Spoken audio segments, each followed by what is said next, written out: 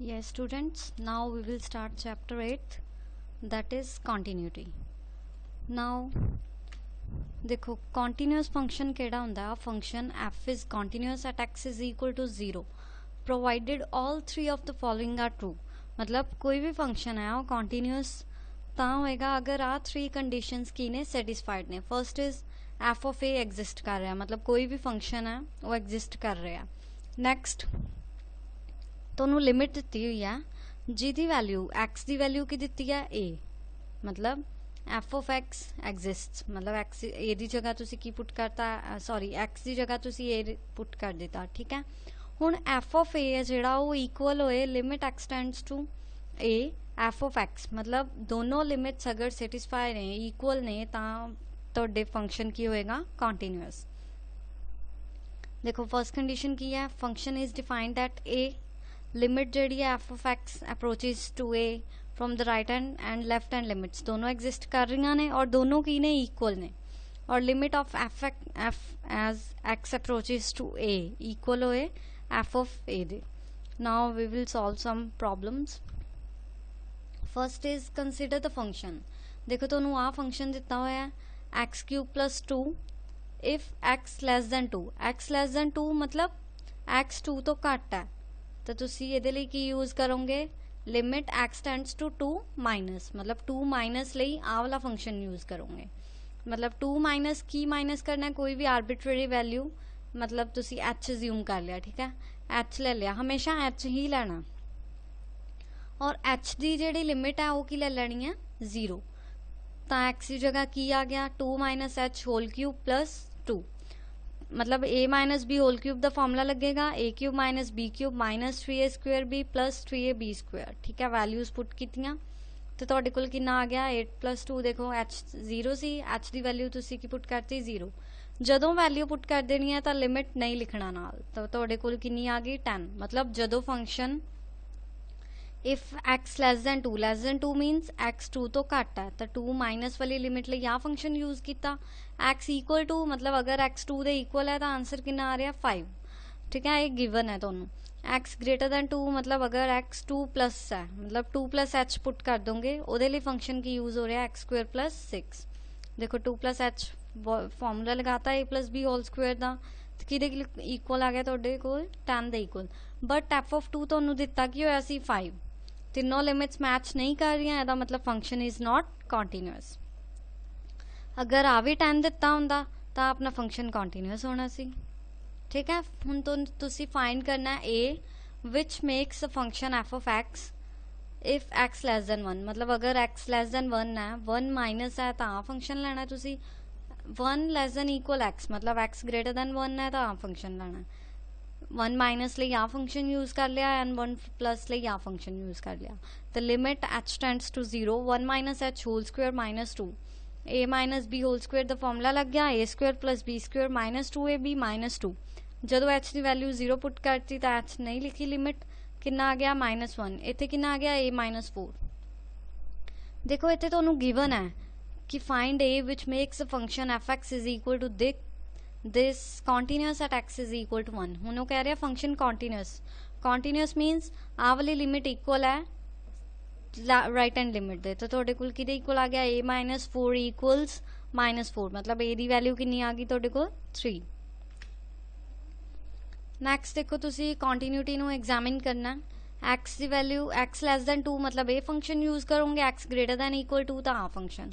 Limit x tends to 2 minus 3x minus 2. x की जगह हम 2 माइनस h पुट करता तो लिमिट चेंज होगी क्योंकि h च आ गया तो इत्थे भी नाल ही लिमिट चेंज हो जाएगी. 4 दे इक्वल आ गया ये भी 4, ਇਹਦਾ मतलब फंक्शन की है तुहाडा कंटीन्यूअस. हुण रिव्यू क्वेश्चन सॉल्व करांगे. ठीक है, फर्स्ट पार्ट ये है minus 2x plus 3x less than equal 1 मतलब 1 माइनस है तो ए वाला फंक्शन, 1 प्लस है तो आ फंक्शन यूज़ किया. कि इक्वल आ गया एक 1 दे इक्वल आई एक -2. Left hand side is not equal to right hand limit. ठीक है, इसका मतलब function is not continuous. Next देखो limit x tends to 2 plus ए फाइंड कर ली तुसी.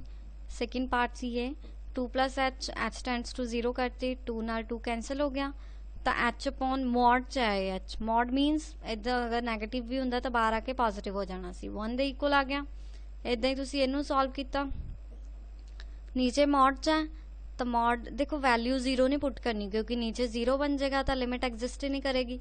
आप इनू कैंसल कर सकते हैं सीधा ये माइनस बाहर आके पॉजिटिव हो गया इनू कैंसल किया तो -1 आ गई।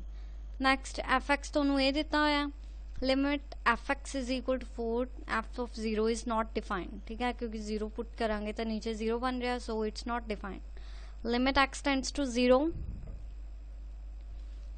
तुसी इत्थे फॉर्मूला लगाता A plus B whole square दा 4 नाल 4 कैंसल हो गया एक्स कॉमन निकालिया तो एक्स प्लस 4 एक्स की वैल्यू 0 पुट करती कि इक्वल आ गया 4 दे equal hence proved f of x की इक्वल आ गया 4। नेक्स्ट देखो फाइंड करना है तुसी के x less than equal to मतलब आ फंक्शन यूज करना है अगर एक्स ग्रेटर देन 2 है तो आ फंक्शन यूज करना है तुसी वैल्यूज पुट कीतियां 12 आ गया ये 4 प्लस के आ गया उन्हें क्या सी लिमिट एग्जिस्ट कर रही है तो दोनों नू तुसी इक्वल करता 12 इज इक्वल टू 4 प्लस के 12 माइनस 4 इज इक्वल टू के मतलब के दी वैल्यू तुहाडे कोल आ गई 8। देखो नेक्स्ट है limit x tends to 0 sine 7x upon 2x ये देखो अपने को लिमिट ली फॉर्मूला होंदा that limit x tends to 0 sine X upon X is equal to 1 हम ऊपर भी एक्स चाहिए नीचे भी एक्स इतने 7x है इतने 2x तो असी की कर देंगे 7x नाल मल्टीप्लाई करता 7x नाल ही डिवाइड करता तो 7x अपॉन 7x इधर आ गया 2x इधर एक्स नाल एक्स कैंसल मतलब 7/2 रह गया यदी लिमिट की सी 1 तो 1 इंटू 7/2 मतलब आंसर कितना आ गया 7/2। नैक्सट देखो तो limit x tends to 0 exponential functions दिते ने ये असी की अप्लाई कर देंगे एल हॉस्पिटल्स रूल अप्लाई करांगे उहदे च की हुंदा अगर फंक्शन 0/0 फॉर्म बन रहा तुहाडे कोल तां असी डेरिवेटिव ले लांगे ठीक है डेरिवेटिव लिया e raise to power x का same e raise to power x e raise to power minus x का माइनस अगे आ जाएगा e raise to power minus x upon x square the derivative 2x हुण भी नीचे 0 बन रहा तो आप अगेन डेरिवेटिव लवांगे तो e raise to power x minus minus plus e raise to power minus x upon 2 e raise to power values put करती हैं e raise to power 0 plus e raise to power minus 0 कि equal आ गया किसी भी power 0 है तो 1 दे equal मतलब 1/2 आंसर।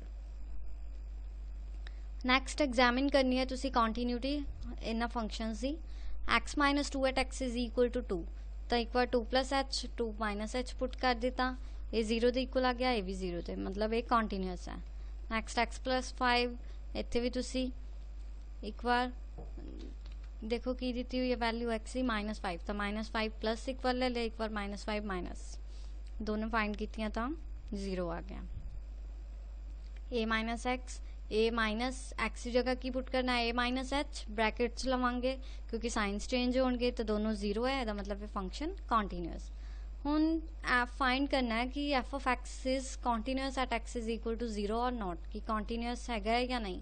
हुण एफ ऑफ 0 तुहानूं किहदे इक्वल दिता होया 2 दे equal limit x tends to 0 तो एक्स अपॉन एक्स देखो अगर 0 डायरैक्ट पुट कर दे तो फिर 0/0 फॉर्म बन जानी सी नॉट डिफाइंड फॉर्म सी इत्थे सिंपली कैंसल हो रहा एक्स दे नाल तो 1 आ गया मतलब कितना आ गया 1 बट उन्हें 2 कहा सी इहदा मतलब फंक्शन कॉन्टीन्यूअस नहीं है। नैक्सट एग्जामिन करनी है तुसी continuity at x is equal to 2 x less than 2 minus 2 minus x greater than equal 2 minus 2 plus तो तुसी वैल्यूज पुट कीतियां तो 2 माइनस एच पुट करता एक्स की जगह 2 प्लस एच पुट करता 6 माइनस 2 क्योंकि एच की वैल्यू 0 पुट करती तो 6 माइनस 0 माइनस 2 मीनस 4 आ गया इत्थे भी 4 देयरफॉर फंक्शन इज कॉन्टीन्यूअस। ठीक है एक बार रिवाइज कर लियो लिमिट्स और कॉन्टीन्यूटी अच्छी तरह इंपॉर्टेंट टॉपिक्स ने ईजी है मतलब कोई भी फंक्शन कॉन्टीन्यूअस ना होएगा अगर लेफ्ट हैंड साइड इक्वल आ रही है राइट हैंड साइड दे और अगर तुहानूं दिता होया कि इन्नी वैल्यू है तो फिर जो तीनों मैच कर रही हैं तो ही फंक्शन कॉन्टीन्यूअस होएगा। ठीक है एक बार अच्छी तरह लिमिट्स कॉन्टीन्यूटी कर लो।